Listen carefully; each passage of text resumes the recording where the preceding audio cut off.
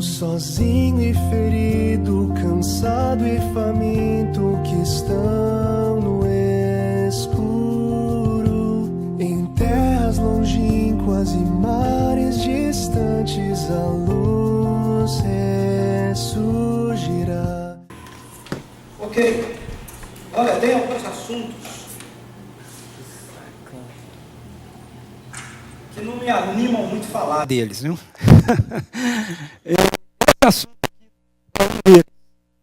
Eu acho que a gente se sente animados quando a gente fala ou quando a gente pensa nessa questão do cenário político do nosso país. Não é verdade? No cenário por exemplo, das eleições, né, do nosso país. Mas o fato é que, como igreja, nós somos, na verdade, desafiados pelas Escrituras, desafiados pela Palavra de Deus, que nós temos a responsabilidade de pensar essa realidade também política para o nosso país e como a gente interage com isso, como a gente participa, ok?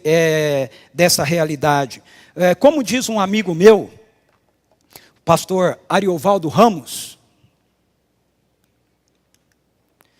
esse cara aí, ó, ele diz o seguinte: a igreja não precisa de político para defender a igreja.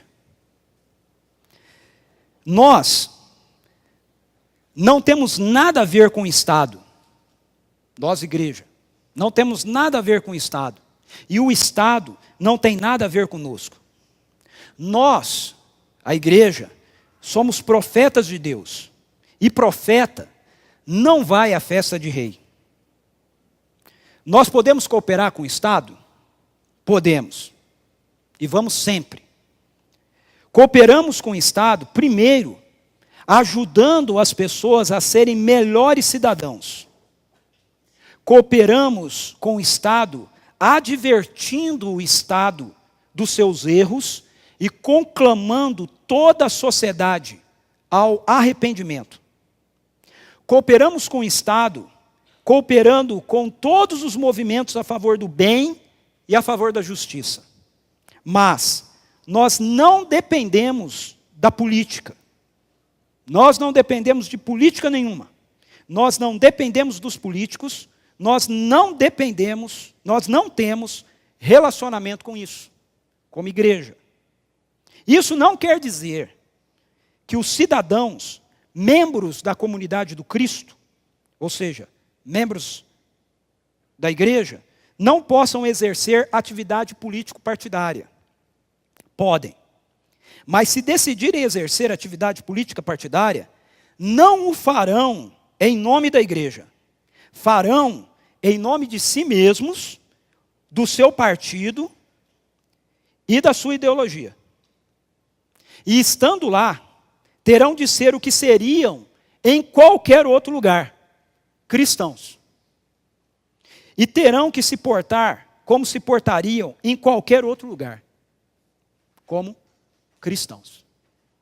Esse é meu amigo Ariovaldo Ramos. Eu concordo plenamente com as colocações do Ari. A igreja não tem nada a ver com o Estado e o Estado não tem nada a ver com a igreja enquanto essa perspectiva de dependência política. Mas nós, como cidadãos, temos a nossa participação e devemos pensar de forma lógica e coerente em como é que nós podemos dar essa nossa participação dentro da realidade do cenário da nossa nação. Quando nós olhamos essa questão política do nosso país, como brasileiros, a sensação que eu tenho é que de fato nós não somos assim tão politizados. Talvez uma pequena porcentagem, né, do nosso país seja mais politizada, ok? E por conta disso, a maneira que nós cidadãos, e quando eu coloco cidadãos, eu coloco os políticos e nós também, os não políticos, né? Aqueles que não estão em cargos políticos, por conta disso, a maneira que a gente lida geralmente com essa questão política, me parece que é mais ou menos assim, ó. Os políticos, eles só pensam em pronunciar-se à sociedade em épocas de eleição. Chegou em época de eleição, os políticos têm um monte de coisa a dizer para você, para mim, sobre a importância da gente votar, sobre a questão estar na nossa mão, sobre a importância da gente elegê-los novamente, da gente colocá-los lá novamente. Depois que passa a eleição, são 4 anos onde político nenhum se preocupa em dar a mínima satisfação para a sociedade. Sobre como eles estão agindo, o que eles estão fazendo. Não existe esse interesse. Torna a dizer, se existe isso, é de uma parcela muito pequena, mas na perspectiva da maneira global, de como a nossa nação lida com essa realidade, essa questão política, ela se torna extremamente pontual em épocas de eleição. E aí, todo mundo fala para você, para mim, para nós, como é importante a gente saber quem são os políticos, a gente saber o que eles estão fazendo. Se por um lado os políticos, eles só se preocupam em comunicar-se com a sociedade sobre essas questões em épocas de eleições, os cidadãos, em geral, eles só pensam em política também na época de eleição. Na época de eleição, a gente, gostando ou não, a gente tem que começar a pensar em política. Porque você vê propaganda eleitoral para tudo quanto é lado, você liga o rádio, você é obrigado a ouvir propaganda eleitoral, você liga a televisão, você é obrigado a ouvir propaganda eleitoral, aí nós pensamos em política. Mas fora dessa perspectiva, são poucos cidadãos brasileiros que realmente pensam na perspectiva política, da nação, do país. Eu não estou falando aqui de política meramente uma questão de política partidária, ok? Eu estou falando a respeito de política no sentido mais amplo da palavra, da polis mesmo, da gestão e do desenvolvimento, ok? Dessa gestão dentro da nossa nação. Afora isso, afora esses períodos, nós seguimos a nossa vida. Nós tocamos a vida sem muita preocupação com o que é que está rolando, com o que é que está acontecendo. É mais ou menos, desculpe aqui a comparação que eu vou fazer, porque isso vai nos colocar meio como marionetes, no negócio, mas é mais ou menos como a gente participar de um teatro. E se a gente sente assim, do nosso lado cidadão, se a gente, mesmo sabendo das incoerências de lá, mesmo sabendo dos roubos, mesmo sabendo das falcatruas, mesmo sabendo de que tudo termina em pizza, mesmo sabendo essas coisas todas, se nós estamos aqui curtindo a nossa vida, se está dando para ir para o happy hour na sexta-feira, se no sábado dá para jogar o futebolzinho com os amigos, se dá para ir no chazinho com as amigas, se dá para continuar comprando sapato no shopping, se dá para a gente continuar fazendo as nossas viagens, a gente olha para esses cenários muitas vezes e a gente diz assim, mas que absurdo. No entanto, não há nenhuma mobilização efetiva da parte da gente em relação àquilo que a gente chama de absurdo. Porque a gente vai tocando a nossa vida. Em alguns momentos parece que há um acender, Não, agora o negócio vai. Como, por exemplo, nós tivemos ano passado. Alguns momentos em que parece que a consciência política acendeu, e que agora a coisa vai mudar. Olha que interessante esse cartaz das passeatas, Desculpe o transtorno, estamos mudando o Brasil. Aí eu te pergunto, no que mudou? No que nós mudamos o Brasil? No que as passeatas, as manifestações, o vem para a rua mudou a nossa nação? Veja, eu não estou sendo contra e dizendo que não deveria ter essas ações, ok? Não é essa a conversa aqui. Podemos discutir esse tema depois. A minha perspectiva é, qual é a concretude disso? Então parece em alguns momentos que houve um acender, houve uma compreensão, houve um despertamento aí realmente social, político-social, e agora parece que vai haver uma mudança, uma postura diferente. Mas aí, na verdade, a gente percebe que aquilo que a gente achava que era uma onda, é uma marolinha. A marolinha, qualquer criança do tamanho da Pietra pula. E isso acontece muitas vezes porque existe dentro de todo esse cenário um movimento que às vezes até nasce com coerência, mas ele se perde no processo, ou pela manipulação de grupos que estão no poder, ou pelo interesse de facções que vão em busca de questões menores do que aquelas que são realmente questões pertinentes para o cenário sociopolítico da nossa nação. Aí, por exemplo, da luta pela redução dos valores do transporte público, né, se vai para a bandalheira e a depredação, marcado pela violência, mas que não se propõe nada de concreto. Ou da luta pela redução dos valores do transporte público, vai-se para passeatas exigindo o direito dos gays se beijarem em público. Que pertinência tem isso dentro do cenário político e social do nosso país? Mas é o que a gente viu acontecendo. Começa assim uma manifestação em prol de alguma coisa que você fala, pô, isso daí tem a ver com a globalidade. Mas daqui a pouco você tem um monte de grupinho e facções lutando e defendendo e fazendo passeata e querendo apenas os seus direitos, o direito daquele grupo, daquele grupinho. Por isso não há nenhuma transformação. Aí no meio disso tudo, a gente ainda tem que se deparar com, infelizmente, eu falo isso com tristeza, né? Mas a gente tem que se deparar com um grupo de igrejas evangélicas, com seus líderes que ao invés de se verem como agentes do reino de Deus, como o texto do Ariovaldo que eu li aqui mostra, se apontam como mais um grupo que está atrás dos seus interesses sectários. Mais um grupo que está afim de ver os seus interesses, o interesse dos evangélicos, ou daquela facção evangélica, o que é pior ainda, satisfeitos. E aí nós nos deparamos com toda essa realidade.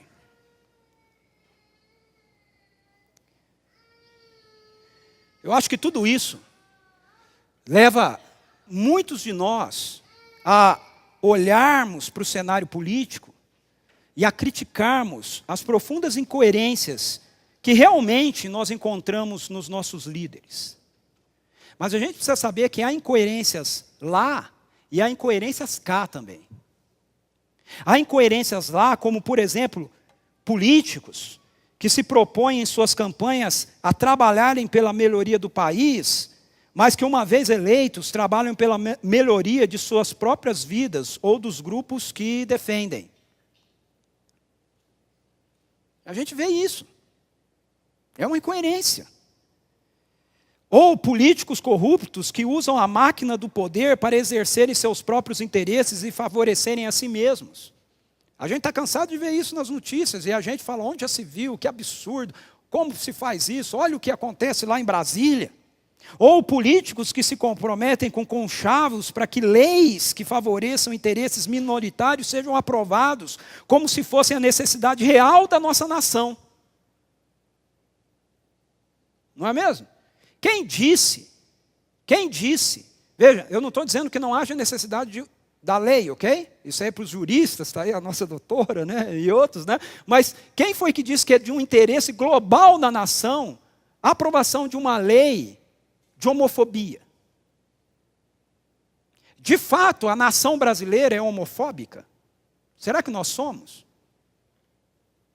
Aqui, se a gente fizer uma pesquisa aqui dentro, será que nós temos tantas pessoas assim que não toleram um homossexual? Eu tenho amigos homossexuais, eu não tenho nenhum problema com o homossexualismo deles. Eu tenho problema com a rebelião do coração deles contra Deus, que uma vez resolvida vai resolver as outras questões também, incluindo a da homossexualidade. Mas será que essa é uma demanda realmente da nação, isso? Será que é uma demanda da nação, por exemplo, se constituir uma lei da palmada? Isso é uma questão de demanda nacional? É um problema sociopolítico nacional? Será, de fato? Então, essas leis que surgem, que o pessoal faz muito barulho, como se fosse assim, isso realmente é o problema do país. Mas o problema do país não são esses. Okay? Não que eles não sejam questões do país que a gente tem que pensar e tudo mais, mas eles não são os macros problemas do país. Mas aí se apontam essa perspectiva, incoerência. Ou Leis aprovadas que não se sustentam em sua aplicabilidade por conta da própria situação social da nossa nação. Como, por exemplo, toda mãe, todo pai tem que botar o filho na escola, tem que botar na creche e tudo mais, ele tem que ficar, ele tem que estudar com um período integral. Então, excelente, mas aí a creche funciona até às 4 da tarde. E qual é a pessoa que está trabalhando, que trabalha só até às 4 da tarde? Sem mencionar outras questões, que são aprovadas e muitas vezes, mas a própria estrutura do nosso país já demonstra que aquela lei não vai ser aplicada. Porque não tem consistência dentro do cenário da estrutura da nação. Ou um judiciário que age muitas vezes baseado nos interesses partidários ao invés da busca da justiça, de fato. Ou incoerência da impunidade escrachada para aqueles que se valem da máquina governamental. A gente vê isso o tempo todo, incoerências lá. Mas veja, se tem incoerências lá, tem incoerências cá também. Incoerências cá, como, por exemplo, grupos, incluindo líderes e igrejas evangélicas, que buscam os favores dos políticos eleitos para os seus próprios interesses, ao invés de se preocuparem com a realidade social da nação. Então, gente do lado de cá, que faz alianças e conchavos de que ele, o grupo dele, vai apoiar e vai votar, se receber tal coisa, ou receber tal coisa, ou se tiver tal benesse, se tiver tal desconto, se tiver tal secretaria. A gente reclama dos caras que estão lá, mas nós agimos aqui com as nossas incoerências. Ou, por exemplo, eleitores corruptos. Tem político corrupto, mas também tem eleitores corruptos. Não tem eleitores corruptos? Eleitores que vendem seus votos e de grupos que influenciam em troca dos favores que receberão dos políticos por eles eleitos. Isso não é corrupção? O político é corrupto, mas muitas vezes o eleitor também é corrupto. Incoerência, por exemplo, como de cidadãos que buscam burlar leis, se isso lhes favorecerem de forma individual, independente da realidade social da nação.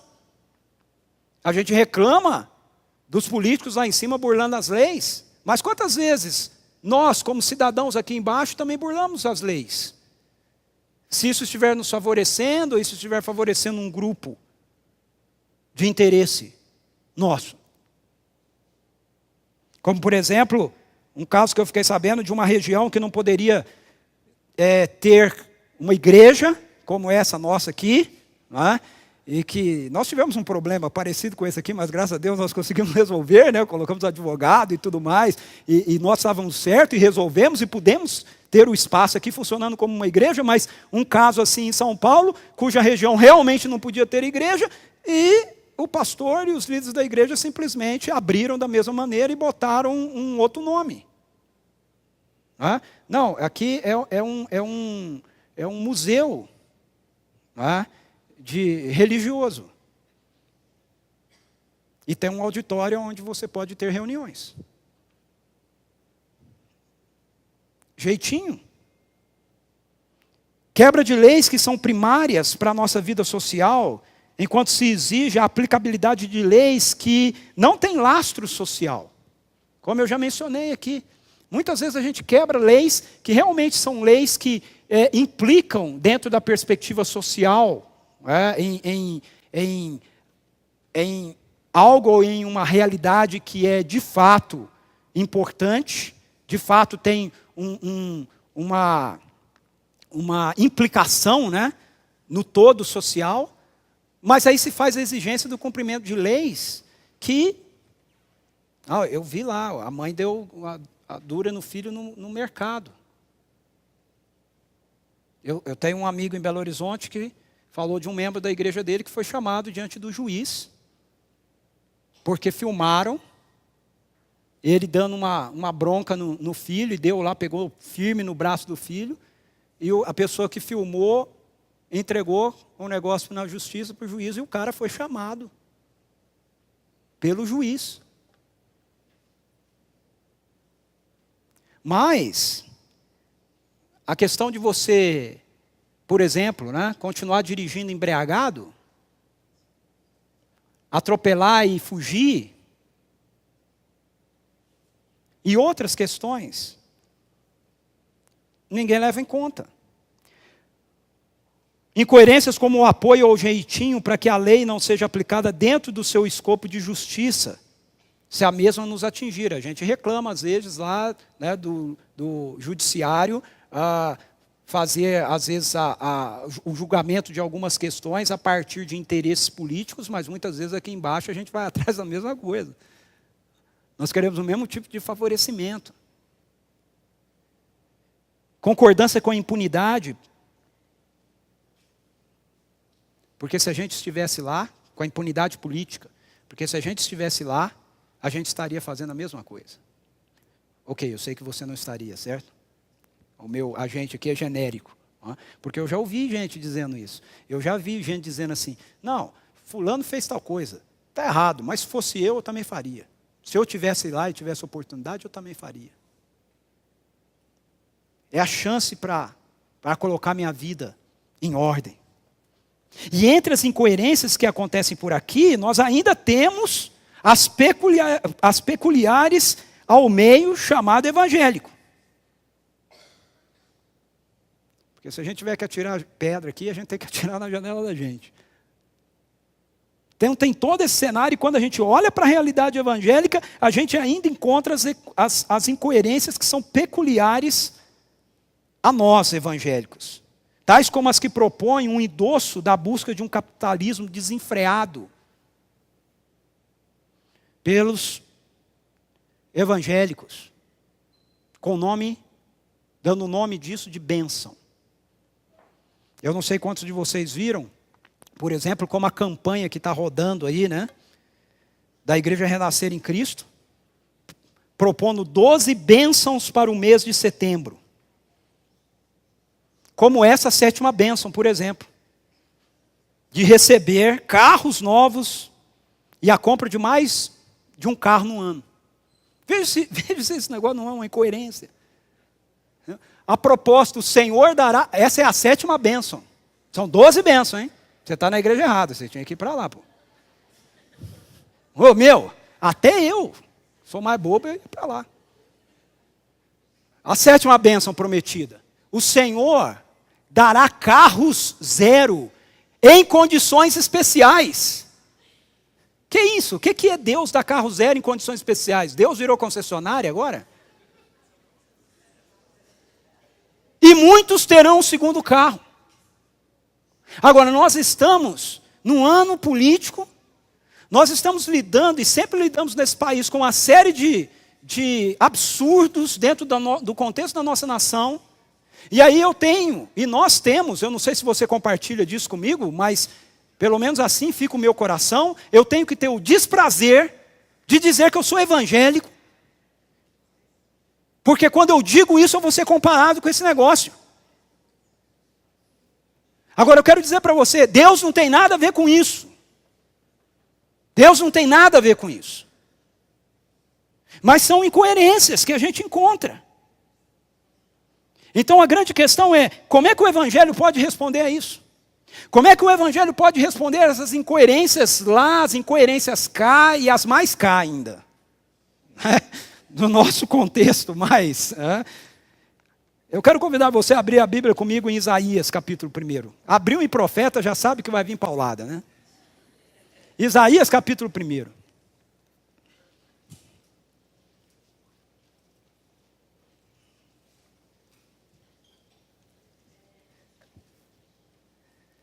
Alguns entendem que a igreja não tem nada a ver com a questão política do nosso país. Existe muita ênfase hoje em dia nessa história de que o Estado é laico, né? O Estado é laico. Então a igreja não tem nada a ver com essa questão, ok? Mas isso não significa que a igreja não tenha nada a ver com a política. Dizer que o Estado é laico e a gente admitir isso, não significa dizer que a igreja não tenha nada a ver com a política. Se nós somos seguidores de Jesus Cristo, nós temos tudo a ver com a política. Não no sentido de nós buscarmos favores políticos ou de nós transformarmos a igreja num contexto de conchavos políticos, mas no sentido de nós sermos os primeiros a apontarmos para o governo e para a sociedade e conclamar, como diz o Ariovaldo no texto que eu li aqui, tanto o governo quanto a sociedade a se submeterem ao que Deus tem a dizer a respeito do mundo, a respeito da sociedade, a respeito de como é que a vida foi feita para ser vivida. Nós temos essa responsabilidade.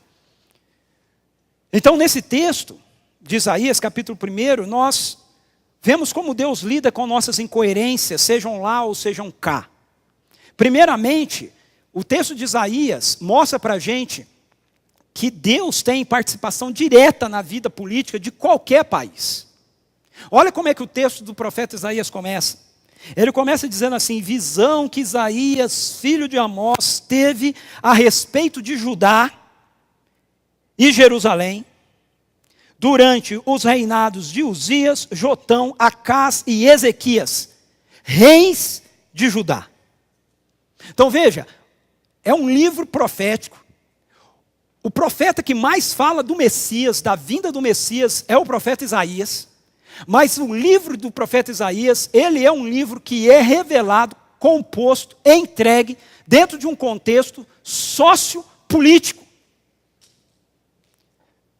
Esse é o cenário, essa é a introdução. Não tem nada no céu, não é nada aleatório, não é nada fora da realidade concreta, não é nada fora da realidade histórica. Qual é o contexto histórico que Isaías traz a profecia do seu livro? Se você pegar livros de história, é o contexto da ascendência da Assíria como nação emergente no cenário internacional.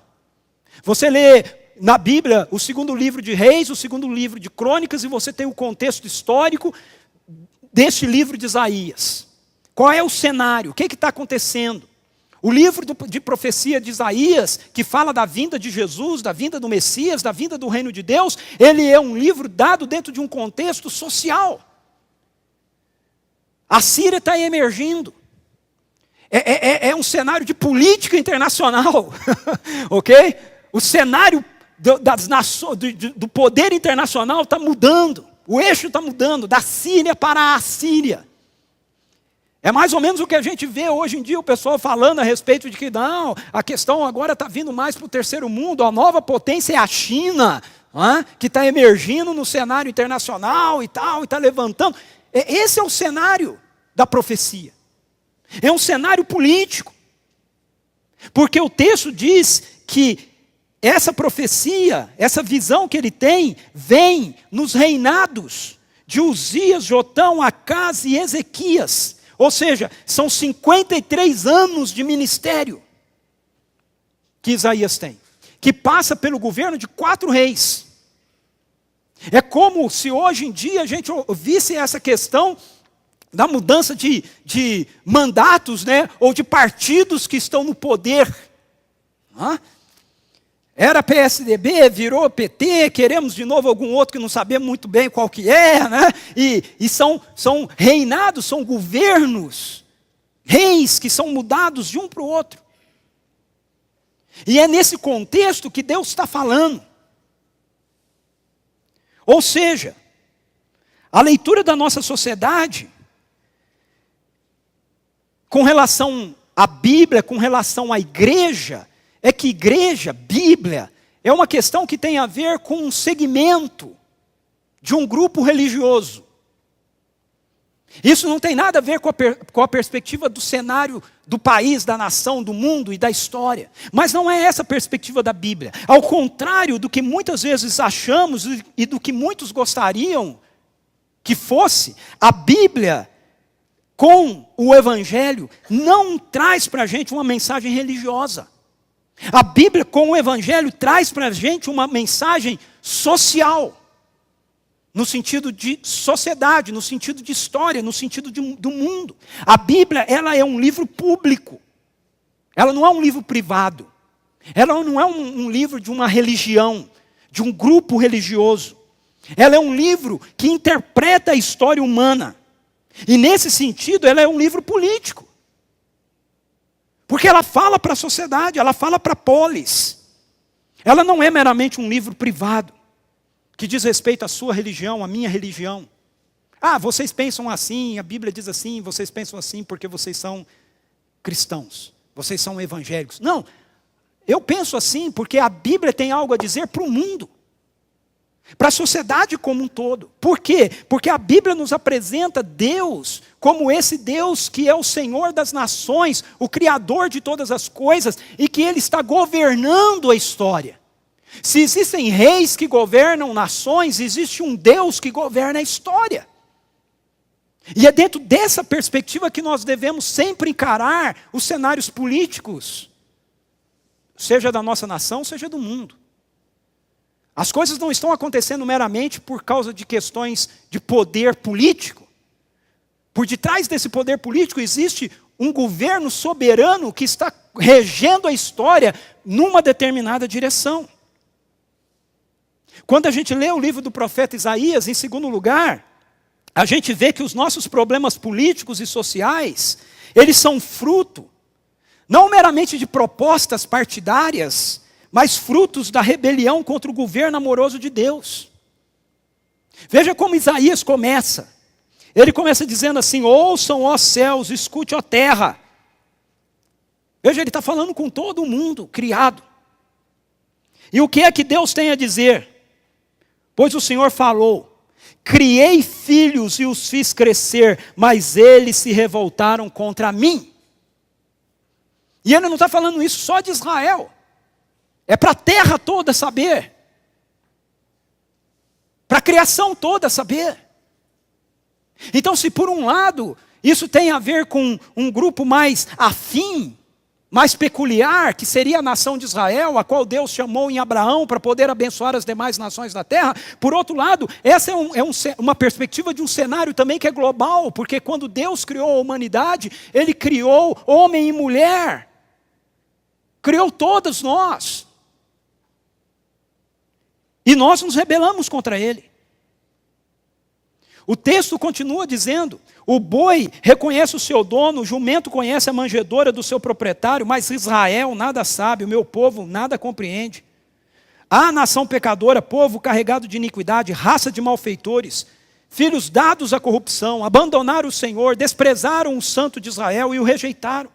Porque haveriam de continuar a ser castigados, porque insistem na revolta, a cabeça toda está ferida, todo o coração está sofrendo, da sola do pé ao alto da cabeça, não há nada são, somente machucados, vergões e ferimentos abertos, que não foram limpos nem enfaixados, nem tratados com azeite. A terra de vocês está devastada, suas cidades foram destruídas a fogo, os seus campos estão sendo tomados por estrangeiros diante de vocês e devastados com a ruína que eles costumam causar. Só restou a cidade de Sião como tenda numa vinha, como abrigo numa plantação de melões, como uma cidade sitiada. Se o Senhor dos exércitos não tivesse poupado alguns de nós, já estaríamos como Sodoma e semelhante a Gomorra. Preste atenção no que Isaías está colocando aqui. Porque a palavra de Isaías que está sendo dada aqui faz uma leitura de que os problemas políticos que Israel estava enfrentando, a escassez, a queda no seu comércio, as guerras internas, guerra civil que ela estava tendo entre 10 tribos contra 2 tribos, o medo da Síria invadi-la, tudo isso, você poderia fazer uma leitura dentro de um cenário político, mas Isaías diz assim: essas coisas estão acontecendo não meramente por causa de um cenário político, por causa de uma questão política, elas estão acontecendo porque essa nação tem o seu coração rebelado contra o governo amoroso de Deus. A leitura da nossa sociedade é de uma cosmovisão que, ao procurar separar o Estado da igreja, acabou se equivocando e separou o Estado, a nação, de Deus. Quando a gente diz que o Estado é laico, a única coisa que a gente está dizendo é que a igreja, ou pelo menos deveríamos estar dizendo, é que a igreja não tem ingerência para apontar as decisões que o Estado precisa tomar. Mas isso não significa dizer que o Estado e os seus órgãos por eles representados, escolas, sejam lá o que for, não deveriam estar abertos para reconhecer Deus e ouvir o que Deus tem a dizer. Nos Estados Unidos, com essa história de que o Estado é laico, tomou-se a decisão de tirar, por exemplo, de dentro das escolas, a liberdade das pessoas poderem orar, poderem ler as Escrituras, poderem apresentar qual era a perspectiva e a proposta da cosmovisão bíblica para a vida e para a sociedade. E o resultado disso é que desvia-se cada vez mais um padrão ético-moral para a vida social daquele país. E é exatamente a mesma coisa que muitas vezes a gente vê acontecer dentro do nosso país. Não é uma perspectiva de que nós precisamos de um partido evangélico. Deus me livre disso. Não é a perspectiva de que você precisa de um presidente que seja evangélico. É a perspectiva de que nós precisamos de uma nação, e nem que todo mundo tem que vir à igreja. É a perspectiva de que nós precisamos de uma nação que reconheça que acima do poder político existe um Deus. E que nós temos que prestar contas a Ele. E por isso nós precisamos prestar bastante atenção a respeito das decisões que nós vamos tomar. A gente desenvolveu ao longo da história o argumento de que o Estado é soberano. Eu quero dizer para você que o Estado não é soberano. Só existe um que é soberano: Deus. Deus é soberano. Tudo mais é submetido a Ele, incluindo o Estado. Visão que Isaías, filho de Amós, teve a respeito de Judá, Jerusalém, durante os reinados de Uzias, Jotão, Acaz, Ezequias, reis de Judá. Assim diz o Senhor. Esses reis não são absolutos e nem são soberanos.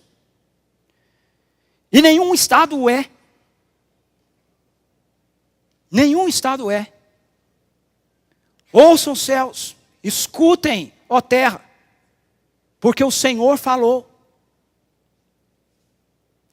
E isso não é apenas para Israel, isso é para todas as nações.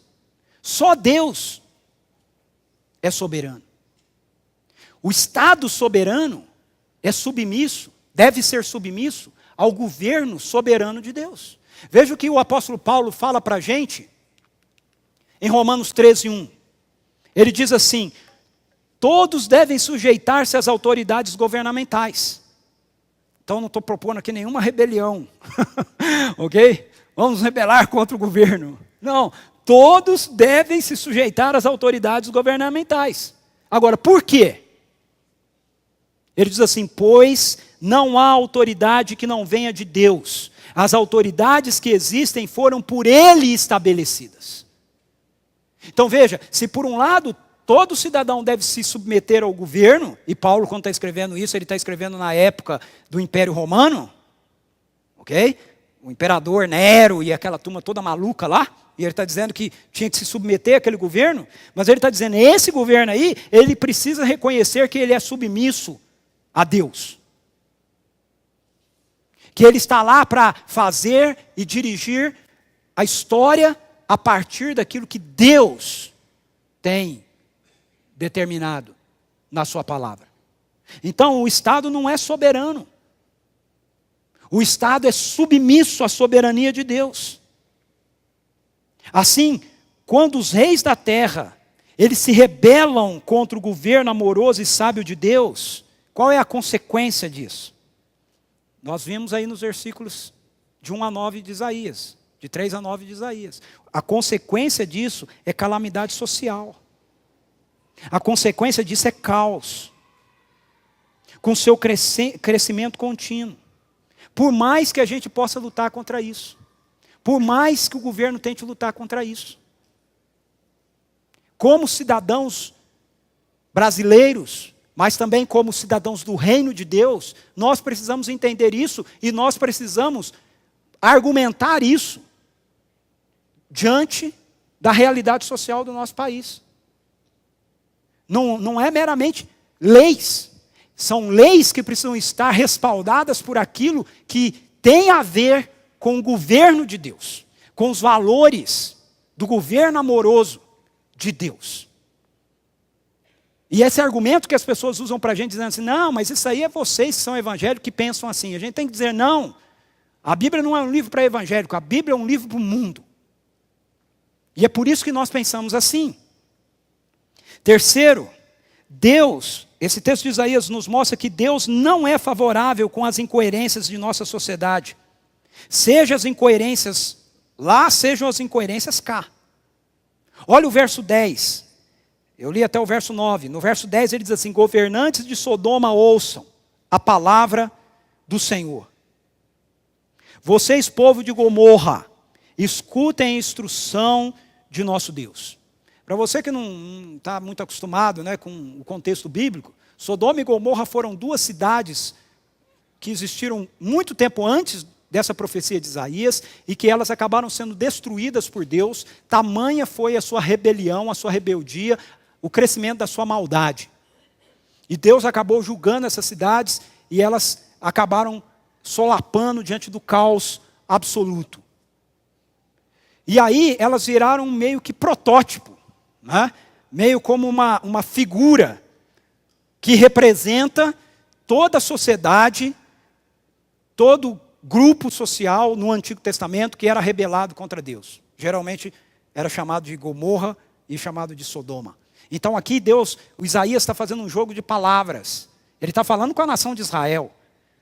Mas aí ele diz para a nação de Israel, ouçam a palavra do Senhor, vocês são povo de Gomorra. Dizendo, ó, vocês são aí, estão vivendo que nem os caras lá, hein? Abre o olho, hein? Ouça vocês, escutem vocês, povo de Gomorra, escutem a instrução de nosso Deus, governantes de Sodoma. E aí dos versículos 11 a 17, Isaías traz a mensagem contra as incoerências com as quais a gente convive aqui. Olha só, ele diz assim, veja como essas palavras têm a ver com as nossas incoerências aqui, ok? Ele diz assim, para que me oferecem tantos sacrifícios? Pergunta o Senhor. Para mim chega de holocaustos, de carneiros, de gordura de novilhos gordos. Não tenho nenhum prazer no sangue de novilhos, de cordeiros e de bodes. Quando vocês vêm à minha presença, quem lhes pediu que pusessem os pés em meus átrios? Parem de trazer ofertas inúteis. O incenso de vocês é repugnante para mim. Luas novas, sábados e reuniões, não consigo suportar as suas assembleias cheias de iniquidade. Suas festas de lua nova e suas festas fixas, eu as odeio. Tornaram-se um fardo para mim, não as suporto mais. Quando vocês estenderem as suas mãos em oração, esconderei de vocês os meus olhos. Mesmo que multipliquem as suas orações, não as escutarei. As suas mãos estão cheias de sangue.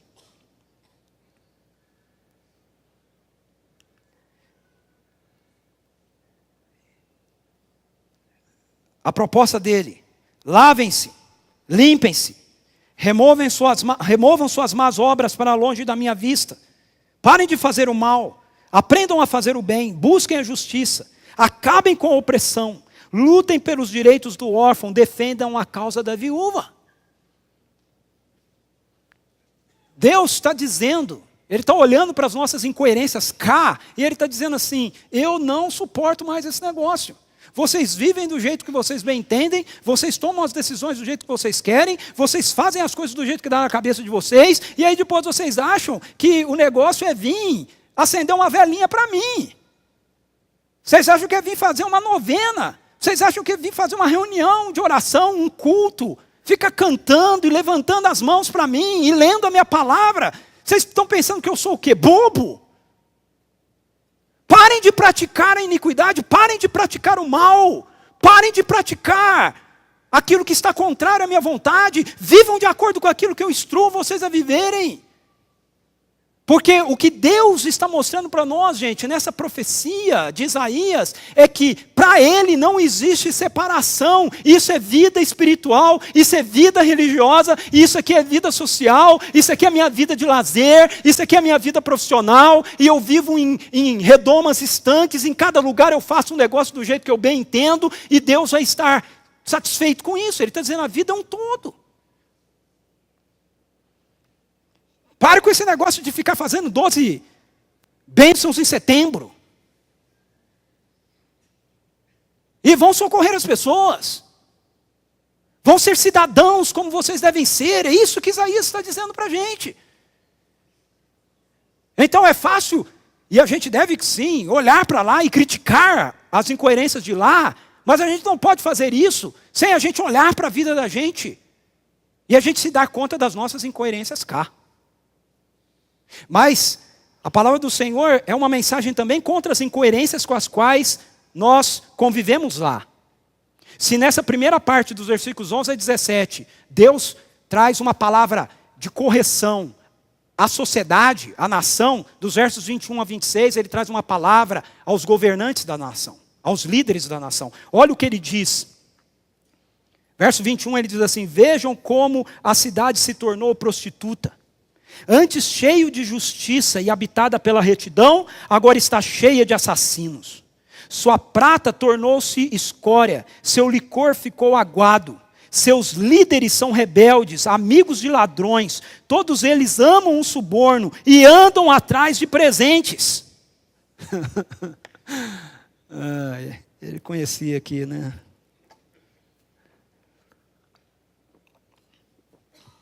Isso é para a gente ver que o negócio não é novo, né? E também não é do Brasil. Aquela piadinha que a turma faz, né? Vai ver o povinho que eu vou pôr lá, não é verdadeiro. Tinha um povinho também em Israel, que eu vou falar uma coisa. Né? Seus líderes são rebeldes, amigos de ladrões, todos eles amam o suborno e andam atrás de presentes. Eles não defendem os direitos do órfão e não tomam conhecimento da causa da viúva. Por isso, o soberano, o Senhor dos exércitos, o poderoso Israel anuncia: derramarei a minha ira sobre os meus adversários e me vingarei dos meus inimigos. Voltarei a minha mão contra vocês, tirarei toda a sua escória e removerei todas as suas impurezas. Restaurarei os seus juízes como no passado, os seus conselheiros como no princípio. Depois disso, você será chamada cidade de retidão, cidade fiel. Ou seja, aqui agora a palavra de Deus vem contra aqueles que estão no poder público. Líderes aqui não são meramente os pastores e líderes de igreja, ok? Isso, torna a dizer, isso não é uma mensagem para a igreja. É uma mensagem para nós como igreja por nós sermos parte de uma nação, parte de uma sociedade. É uma mensagem sociopolítica, é uma mensagem para a sociedade, da qual eu e você fazemos parte. E da qual é mais séria para mim e para você, porque até onde eu espero, essa seja a realidade de todos que aqui estão, nós afirmamos crer nesse livro. Mas essa palavra é para todo mundo.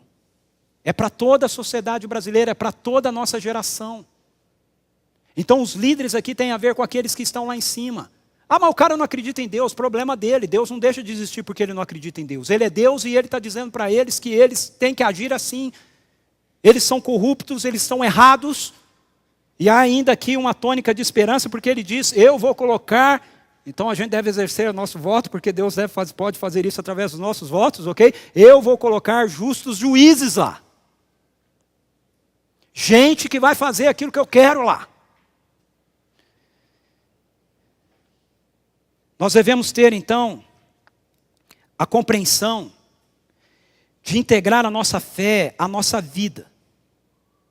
E não torná-la em uma atividade privada, onde no domingo nós fazemos algumas coisas que não têm convergência com as nossas posturas e as nossas atitudes diárias. Aquilo que a gente diz crer aqui, aquilo que a gente canta aqui, aquilo que a gente expressa aqui, nós precisamos levar e nós precisamos viver isso fora daqui. Na nossa casa, no mercado, no trabalho, em todos os lugares. Nós devemos ter a expectativa por líderes políticos que busquem governar com base na justiça social, estando conscientes de que se isso não acontecer, a nossa nação vai ser levada ao julgamento por Deus. É o que ele diz aqui. Eu quero citar um texto aqui do Marcelo Taz. Olha só, a verdade é a verdade, ok? A verdade não é a verdade porque está na Bíblia. Tudo que está na Bíblia é a verdade, certo? Mas a verdade além daquilo que está na Bíblia. Olha o que o Marcelo Taz fala. E se você fizer uma análise disso, você vai falar, bom, parte disso realmente é assim. Talvez possamos discordar numa porção ou noutra. Ele diz assim, em 12 anos de PT, fomos da erradicação da fome à epidemia da obesidade. A desejada e legítima inclusão social chegou, sim, pelo consumo, não pela educação. Há uma famosa expressão de um professor de Harvard que se aplica bem à enrascada onde entramos. Se você acha caro investir em educação, experimente o custo da ignorância. Tem muita gente aí fora que não crê em Deus, mas que busca a justiça. E nós precisamos nos atentar a isso. Mas por fim, lendo Isaías, eu vejo que o Evangelho nos chama para o arrependimento, que é a única postura que de fato favorecerá uma melhora política em nossa nação. A única coisa que pode mudar o cenário não é meramente a mudança do segmento partidário que está no poder, mas é uma mudança de coração. O conceito de arrependimento na Bíblia, ele é o conceito de uma mudança de coração da injustiça para a justiça. A gente vê isso aí nos versículos 18 a 20 do texto de Isaías. Deus diz, venham, vamos refletir juntos, diz o Senhor. Embora os seus pecados sejam vermelhos como escarlate, eles se tornarão brancos como a neve. Embora sejam rubros como púrpura, como lã se tornarão. Veja que interessante. Isaías traz todo o cenário e uma mensagem toda voltada para um cenário sociopolítico, mas na hora que ele propõe a mudança, ele não propõe uma mudança meramente sociopolítica. Ele diz assim, precisa haver uma mudança de coração. Se não houver mudança de coração, não adianta haver mudança sociopolítica. Você pode mudar o partido que você quiser, você pode mudar o segmento de compreensão do mercado financeiro do jeito que você quiser, as coisas sempre vão terminar no mesmo lugar. Porque a perspectiva está dentro do coração. O verso 18 que eu acabei de ler mostra que o arrependimento é o que Deus deseja para toda a humanidade. Mas se você continuar lendo o texto, você vai perceber que arrependimento implica em colocar a vida novamente sob o governo amoroso de Deus. Olha o verso 19. Ele diz assim, se vocês estiverem dispostos a obedecer, comerão os melhores frutos desta terra.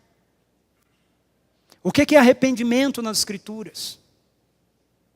É eu parar de querer governar a minha vida a partir dos meus próprios pressupostos e valores e eu me submeter novamente aos pressupostos e valores que Deus tem para a minha vida e para a nossa sociedade que nos são revelados.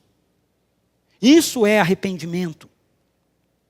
Arrependimento não é meramente uma perspectiva de você mudar de religião. Tem muita gente dentro da religião evangélica, cristã católica, cristã ortodoxa, mas que não está arrependido. Os melhores frutos da terra se referem a uma vida de justiça. Não a compra de um carro novo, ou do seu segundo carro. Esse é o contexto do livro de Isaías. Nos versículos 20 e também o 28 a 31, você vai ver que a persistência em uma vida de rebelião no lugar do arrependimento traz a consequência, o juízo. Por quê?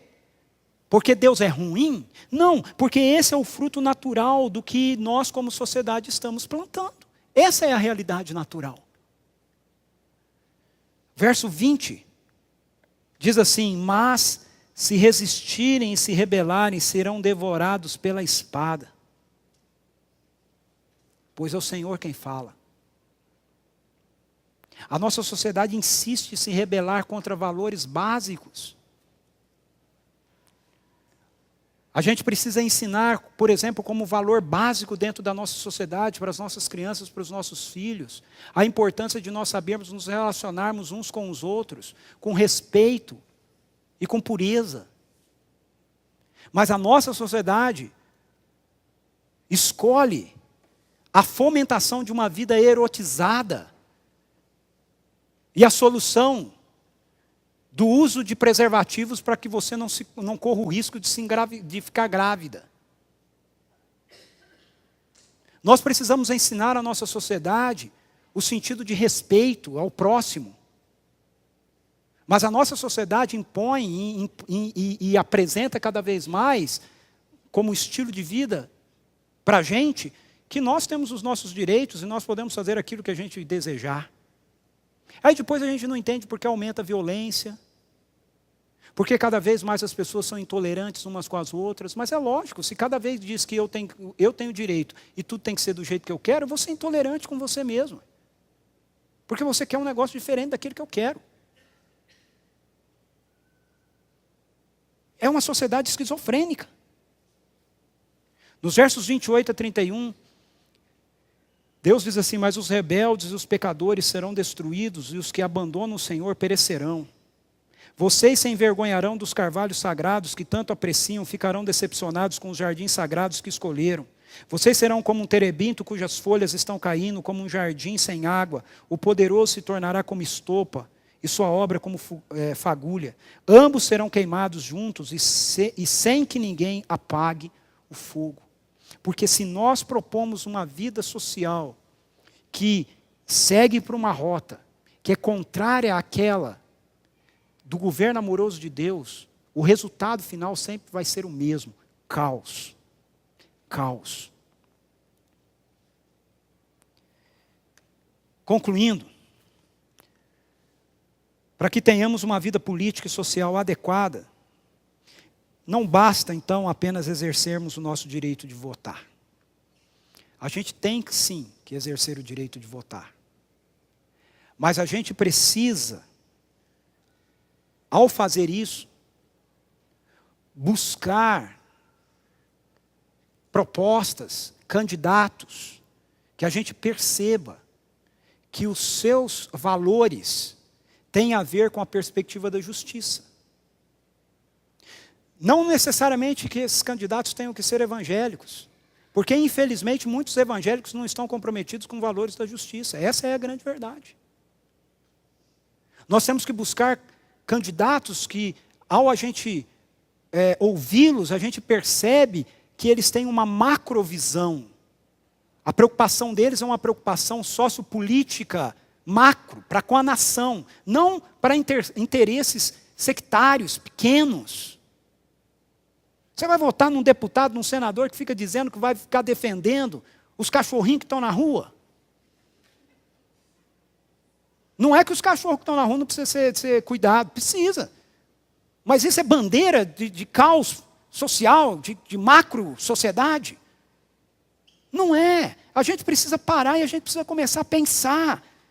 O argumento de que nós mudamos a nossa nação através do nosso voto é uma grande mentira. Porque as incoerências que nós vemos tanto lá quanto cá têm sua fonte no mesmo lugar: o coração rebelde contra o governo de Deus. É aí que tem a sua fonte. E a única maneira de isso ser mudado é através da nossa entrega, da nossa vida, da nossa rendição ao Evangelho. Nós precisamos nos render àquilo que Deus fez por nós através de Jesus Cristo. No versículo 27, diz Deus assim em Isaías 1: Sião será redimida com justiça, com retidão os que se arrependem. Arrependimento sempre implica em nos levar a uma vida de justiça, a uma vida de retidão. E Jesus, com a sua morte na cruz, como pagamento pela nossa rebelião, Ele estabeleceu sim a nossa paz e a nossa justiça para com Deus, mas ao fazer isso, Ele também estendeu sua paz e sua justiça para a nossa vida enquanto seres sociais. Por isso é muito incoerente quando a gente encontra alguma pessoa que se afirma ser cristã e a vida dela não tem convergência na justiça. E se você me disser que não é isso que nós vemos no cristianismo, se você me disser, mas Ricardo, ao longo da história a gente vê a igreja cometendo injustiça, se você me disser hoje, mas Ricardo, hoje a gente olha para a igreja evangélica, para os cristãos, e a gente vê o povo tudo vivendo de uma forma injusta, o que você tem a me dizer? O que eu tenho a dizer para você é, arrependam-se, porque o reino de Deus chegou. E mais cedo ou mais tarde, Deus vai estabelecer de forma plena e completa o seu governo justo entre nós. E se nós sabemos disso, então nós devemos viver, lutar, buscar, votar em prol da justiça. Vamos orar? Feche seus olhos, curva a sua cabeça. Peça para Deus te dar essa percepção, essa consciência, te ajudar primeiro a lidar com as suas próprias incoerências cá.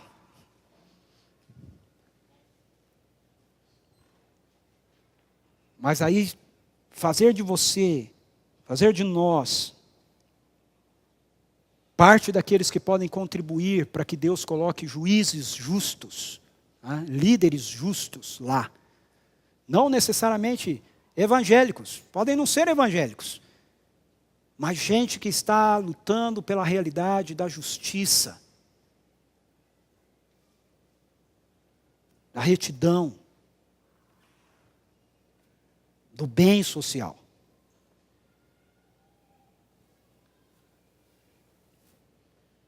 Se forem evangélicos, melhor, né? Porque é sinal que estamos vivendo de acordo com aquilo que Deus quer. Senhor, essa é a nossa oração. Nós estamos há 2 semanas para exercer esse direito de cidadania que nós temos. E quando nós olhamos o cenário da nossa nação, o cenário político, muitas vezes a sensação que a gente tem é que isso é irreversível. Mas a Tua palavra nos diz que o Senhor está regendo a história. Eu não acredito que o Senhor vai fazer com que a gente tenha uma nação perfeita, porque o Teu plano para isso tem a ver com o governo do Teu reino vir ser estabelecido no nosso mundo de forma completa. Mas eu acredito sim, que o Senhor deseja, o Senhor pode, e o Senhor quer colocar homens e mulheres no poder, que ao exercerem o governo, possam, Senhor Deus, sinalizar de forma mais nítida as realidades da Tua justiça neste mundo, Pai. Entendo também que o Senhor quer lidar com as nossas incoerências, com as nossas disfuncionalidades. Ajuda-nos, ó Senhor amado, a sermos um povo que tenha convergência entre a nossa fé, entre aquilo que a gente celebra e aquilo que a gente faz quando a gente se reúne, quando a gente está juntos, quando nós estamos juntos, com aquilo que nós vivemos, ó Deus. Durante a semana, no nosso dia a dia, nos nossos trabalhos, negócios, estudos, na nossa sociedade. Que nós sejamos os primeiros a sermos esses sinais de que o reino de justiça do Senhor está se aproximando, está chegando e vai se estabelecer plena e completamente entre nós. Em nome de Jesus. Amém, Senhor. Amém.